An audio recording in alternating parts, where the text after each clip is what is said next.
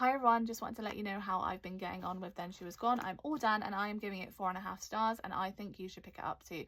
This is the story of a missing girl called Ellie. She goes missing when she's around 15-16 years old, and it's her mum Laurel's desperate attempt to figure out what on earth happened to her.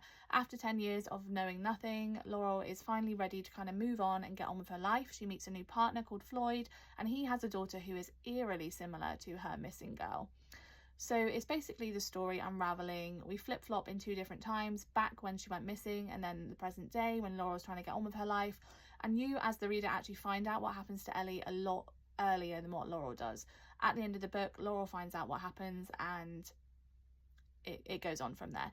So you find out quite early on what happens to Ellie, and I didn't find it necessarily shocking what happened. I think I probably put two and two together just because I read a lot of thriller books, but it was a really interesting storyline. It definitely had some deep topics in there.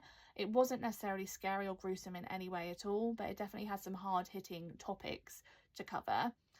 The reason this wasn't a 5-star for me was that at the ending, when Laurel discovered everything that had happened and the connections between the people that are in her present day life and her previous life, I just found it a bit underwhelming.